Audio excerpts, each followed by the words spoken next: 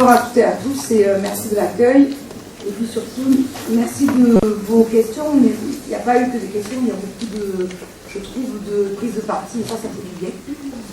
Je ne sais pas si quelques-uns d'entre vous ont parfois lu quelques discours de l'ancien président de l'Uruguay, Pepe Mujica, qui parlait souvent du plaisir qu'il éprouvait à se retrouver dans des assemblées citoyennes. Il avait l'impression de se retrouver dans une belle intelligence. Et toute proportion gardée, et ça me prend beaucoup, je ne le dis pas. Je trouve cette remarque magnifique parce que je viens de le vivre et je me suis régalée de vous entendre. Et je crois que dans ce qui ressort de ce que vous dites, il y a un parti pris pour la gratuité, ça me semble être l'essentiel et le cœur. Parce qu'avant tout, c'est un choix de société. Et en même temps, c'est un choix de société qui est à portée de main. La preuve, c'est que ça existe. Et qui, en même temps qu'il est un choix de société qui vit, il n'attend pas que toute la société soit changée. Et ça, c'est essentiel en termes politiques pour ouvrir des possibles.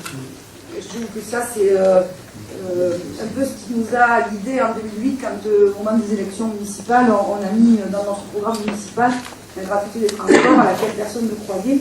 J'ai vu que sur la fiche, sur le tract, vous marquez une utopie, non une réalité. Oui, c'est une utopie. Bien sûr, c'est une utopie, mais elle est devenue réalité, mais ça reste une utopie, liée exactement à ce que vient de dire la dernière intervenante sur la baisse du temps de travail. Il y a des choses qu'on n'imagine jamais possibles et qu'un jour elles deviennent possibles. Donc, c'est en tout cas le premier lien que je vois entre les deux, c'est pas le seul.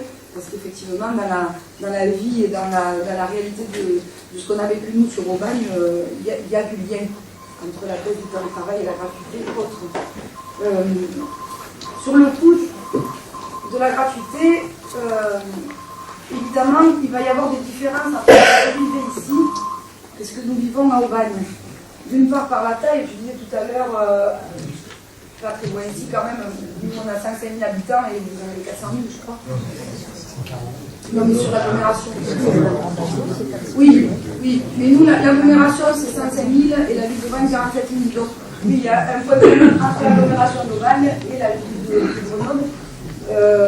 Après, la gratuité, elle existe à la ville, 400 000 habitants. Donc, il y a des choses, il y a des possibles partout, mais c'est dans la réalité que les choses changent. Parce que nous, la gratuité a été rendue possible par l'intervention, évidemment, quelqu'un le disait tout à l'heure, d'une volonté politique de la collectivité d'abonder évidemment dans les transports. La communauté d'agglomération injecte chaque année 10 millions d'euros. Pour vous donner un ordre d'idée, alors nous, c'est pas 15%, c'est 10% la billetterie qui s'élève à 710 000 euros. Donc vous voyez, la proportion, c'est pas la billetterie qui a beaucoup rapporté à la collectivité, et le choix politique d'aller vers la gratuité, il était à la fois lié par, on va au bout de la démarche, c'est-à-dire qu'avec les tarifs sociaux, avec la billetterie, ça n'apportait pas grand-chose. Allons-y sur cette gratuité, puis surtout, comme on était en 2007, enfin, les élections ont eu lieu en 2008, et on a passé le programme municipal l'année d'avant, donc Sarko venait d'être élu, il y avait du tout marchand partout, je ne vais pas vous la refaire, vous la connaissez bien. On s'est dit qu'il faut quand même qu'on prenne une mesure qui fasse du bien, quoi, une mesure qui soit à la fois au pouvoir d'achat des gens, mais aussi aux questions environnementales. Voilà. Et on s'est dit finalement, après avoir réfléchi à des gratuités, on est tombé sur les transports parce que ça concerne tout le monde finalement. De la naissance à la mort, tout le monde se déplace. On avait passé un temps aux cantines, par exemple. Mais bon, c'est une bonne mesure et on aurait pris si on avait été réélus. Mais elle ne concerne pas tout le monde. Donc, on s'est dit, les transports, oui, c'est chouette, on peut les faire. Et le coût, en fait, pour nous, ça a été assez facile, j'allais dire, même si on a eu beaucoup d'écueils, et je vais revenir sur ce que quelques-uns ont dit parmi vous, sur les arguments contre la gratuité, ils n'ont pas été que politiques, ils ont d'abord et avant tout techniques, y compris chez nos propres techniciens.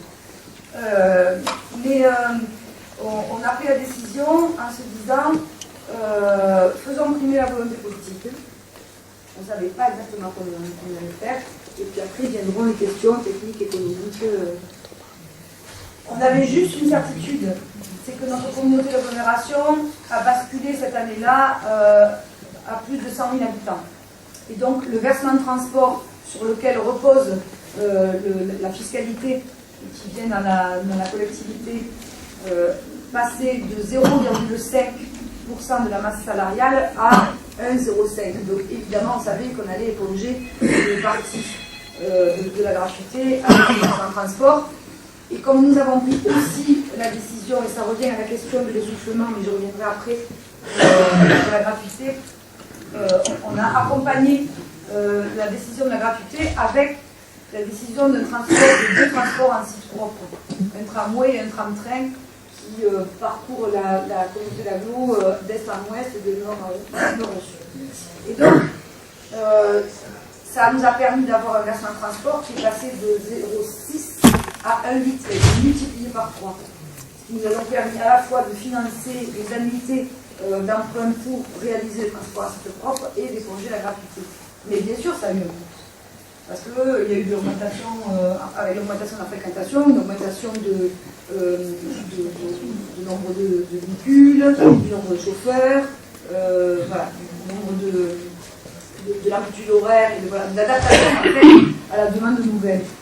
Ce qui est intéressant à observer, c'est que sur la question de l'emploi, il y a eu de la réorganisation. Nous, évidemment, dans notre choix politique, on a tout de suite dit aux délégataires, alors je vous le dis, c'est une DSP, c'est même pas une régie. Donc il a fallu imposer ça aux délégataires qui étaient à l'époque de Veolia, qui est aujourd'hui de Transdev. On a passé à une gestion en 2017, mais en fait, il y a peu de chances que ça arrive. Cela dit, on a dit aux délégataires, voilà, nous, notre objectif, c'est la gratuité, donc il faut qu'on travaille à ça, que vous la mettiez en place, et évidemment qu'il n'y ait pas de suppression d'emploi, et qu'on imagine autrement. Il se trouve que les rapports avec les locaux délégataires étaient suffisamment bons, on avait réorganisé le réseau l'année d'avant, on répondait pas mal à un certain nombre de doléances, et puis on avait installé sur la vie globale depuis quelques années déjà un processus démocratique qui nous permettait d'avoir un contact permanent, collectif et direct avec les habitantes et les habitants, de manière à ce que le réseau corresponde le mieux possible aux usagers dans la mesure de nos moyens.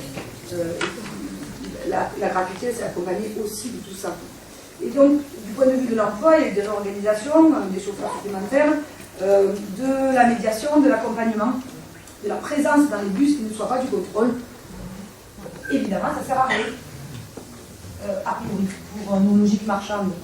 Et si ça ne sert pas à contrôler, à quoi ça sert? Ça sert à accompagner les déplacements, à donner des renseignements, parfois à donner des informations de la collectivité sur tel ou tel événement qui se produit dans telle commune ou autre commune. Il y a 12 communes chez nous. Aubagne est dans la ville-centre, il y a en tout 12 communes. Et donc des villages, des petits endroits, mais qui ont été avec le réseau qu'on a mis en place, et encore plus avec la gratuité, complètement reliés les unes aux autres, et qui ont permis de relier la vie. Donc pour nous, c'est une expérience très positive. Dans les arguments contre, on a entendu beaucoup le non-respect, parce que pas de valeur, et donc pas respecté. C'est presque le contraire, c'est produit. Je ne dis pas que tout se passe très bien dans les bus, je ne dis pas que l'augmentation de la fréquentation sur certaines lignes n'a pas généré parfois quelques tensions, parce que forcément, des mamans avec des poussettes qui rentrent, ça bifule, des jeunes qui sortent du lycée ou du collège, ça bifule, évidemment ça existe. Mais franchement, quand on ne paye pas, quand on n'a pas besoin de payer, et qu'on n'a pas besoin de se cacher et d'être en fraude, on rentre dans le bus détendu. En tout cas, c'était un moyen de transport. C'est plus un endroit où on se cache avec la peur du contrôleur et de la tension qui existe de toute façon parce qu'on n'a pas payé. Ça, c'est révolutionnaire en termes de contact physique. Et puis, la réalité de Bagne, c'est aussi que les chauffeurs encaissaient beaucoup les tickets sur place. Pas pour ceux qui avaient des cartes, mais sinon, c'est des chauffeurs qui encaissaient. Et eux, ça leur a levé une du pied de ne plus avoir ce contact marchand avec les usagers. Ils ont établi même des contacts avec l'augmentation de la fréquentation et des gens qui sont venus prendre le bus très régulièrement. J'allais dire presque amicaux, enfin en tout cas, moi j'ai vu des cadeaux comme ça à Noël, circuler pour les chauffeurs parce que il y avait quelque chose qui s'était installé un peu différemment. Et je trouve que ça change la donne. Après, je crois que pour l'essentiel, c'est pas trop... alors, en 2009, quand on l'a mise en place, il a fallu pour la mettre en place, pour convaincre le technicien, pour régler la question de l'avenant avec le délégataire. On s'est pris au passage le préfet et une agence de notation sur le dos. Le préfet qui nous a dit mais c'est pas valable là parce que la collectivité vient abonder à la place du délégataire. Les gens ne payent plus, donc votre avenant il est hors la loi. Ils nous ont traîné devant les tribunaux. Il a perdu, il est parti en appel, on n'a encore pas le résultat, mais à ce moment-là, on a eu affaire à ça. Sur cette idée qu'en fait, c'est tellement normal de payer que il y a des problèmes, si on ne paye plus, ça ne va pas du tout. Donc, mais il a perdu. Il a perdu parce que la collectivité a émis une volonté politique issue des urnes. Il n'y avait aucune raison qu'une fois qu'on a réglé les questions techniques, qu'on a arrêté avec le délégataire et que du point de vue des usagers, ça marche, et du coup, ça a fonctionné. Dans les arguments contre, on a eu donc aussi une agence de notation. Alors, je ne sais pas comment c'est venu, je n'ai pas été contemporaine de l'histoire, mais il se trouve qu'on était noté par Fitch Ratings, qui nous a dit qu'en fait, ça n'allait pas du tout, que la collectivité, je donne ce passage, c'est une réponse aux questions, a augmenté de 20% sa contribution avec la gratuité et l'augmentation de la fréquentation. Alors, on s'est dit, bon, comme ça, on a dénoncé le contrat avec la notation, il n'y a aucune raison que ça soit noté par des gens qui se gardent sur nous des collectivités locales, donc exit l'agent de notation.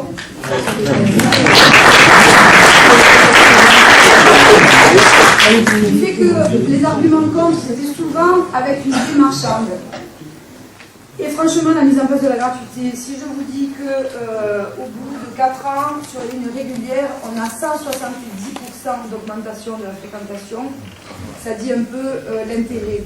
Si je vous dis qu'il y a 35% de report modal, j'ai entendu comme contre-argument, je l'ai vu, Marianne me les a envoyés, et notamment de la part de la municipalité, qu'en fait, on transformait les piétons en usagers des bus.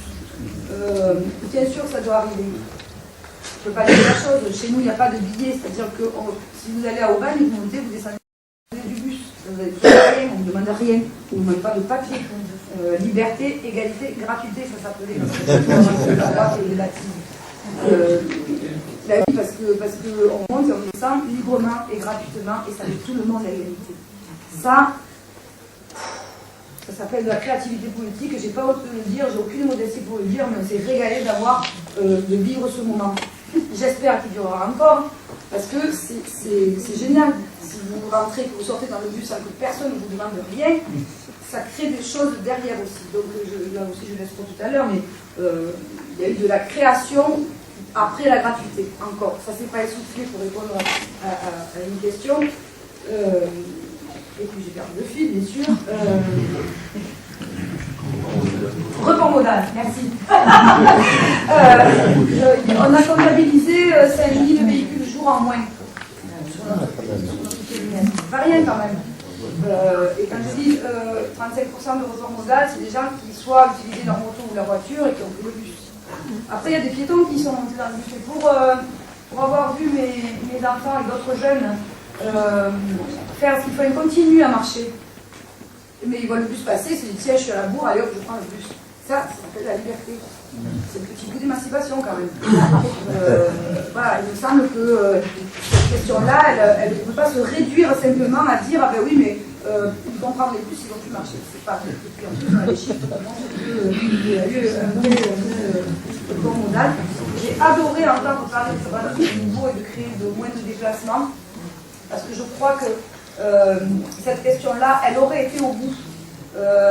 Là, on avait comme perspective de repartir sur une enquête qualitative de l'usage de la gratuité et sur un certain nombre de débats citoyens. Parce qu'en fait, on est passé du client qui paye à l'usager et puis aux citoyens, c'est-à-dire aux gens qui ont droit à la parole sur leur réseau et à dire ce qu'ils en pensent. Et je pense que cette question-là le serait venue, puisque la ville d'Aubagne va s'orienter très vite là vers un nouveau PLU, parce que la question du scope nous a permis aussi de repenser tout ça et de repenser nos déplacements. Alors, plan local d'urbanisme et schéma de cohérence territoriale, c'est-à-dire tout la... Pardon. C'est rare que je te dise des trucs comme ça, mais Et donc, si on considère que les deux ne sont pas justement des onomatopées épouvantables, mais la vie des gens, il faut leur donner la parole justement. Pour les usages, pour savoir comment ça marche, pour savoir comment on adapte, comment on réadapte, comment on se déplace, comment on s'approprie la ville. Je pense que ces questions-là, elles sont très importantes. Il y a eu d'autres expériences que Cobaye, on en a rencontré d'autres, mais toutes ne sont pas parties du même postulat, et toutes n'ont pas forcément abouti non plus au même résultat. Je ne sais pas si vous avez parlé de Tallinn. Oui, je l'ai évoqué. Tallinn, par exemple, ils ont 400 000 habitants, mais eux, ils n'ont pas le levier du versement de transport, par exemple. Donc, ils sont allés sur les impôts locaux. Ce qui a induit un truc qui me semble un peu compliqué, c'est que la gratuité n'existe que pour les résidents qui payent leurs impôts sur la ville. Alors, évidemment, les résidents, ils sont super contents, mais j'imagine que celui qui ne paye pas ses impôts, je ne suis pas sûre que les SDF, par exemple, aient le droit de prendre le bus. Voilà, c'est des choses qui font un peu réfléchir. On a eu des débats avec le maire, et je vais essayer de parler français, mais ça me semblait des questions importantes. En même temps, je peux comprendre que pour eux, s'ils n'avaient pas d'autre levier que les impôts locaux, c'est la seule solution. J'imagine et j'espère que pour eux, ils vont continuer à chercher comment rendre la chose plus ouverte et offerte à tout le monde. Il y a des questions d'ailleurs de monter un réseau européen des villes et des collectivités en gratuité. On a commencé en France. Puisque nos successeurs n'ont pas du tout l'intention de creuser la question de la gratuité, ils attendront qu'elle s'essouffle toute seule, ou qu'elle disparaisse avec la métropole. Voilà. En tout cas, en France, pour avoir en mémoire un échange qu'on avait avec les collectivités, je me souviens que le maire de Carré, dans le POR en Bretagne, lui, en fait, il avait pris la gratuité parce que personne ne prenait le bus. Et ils ont été mis en difficulté par le département, parce qu'une fois qu'ils ont installé la gratuité, on leur a dit ouais mais ça va pas, c'est pas prévu dans nos dispositifs départementaux, vous ne pas dans les clous, donc non. Ben ouais, mais seulement comme les gens du coin étaient contents qu'ils commencent à utiliser les transports publics, ils ont été obligés de faire marche arrière, et ils ont été obligés de supporter le coût de la gratuité, parce que dans ce coin-là, ça a bien marché et que les gens en espace rural, c'est aussi du bien, pas que du bien social, c'est tout simplement de la vie, de la possibilité de se déplacer, alors qu'avant, ils ne se déplaçaient pas facilement. Quoi. Voilà, vous avez dit tellement de choses, je ne sais pas si je n'ai pas trop parlé.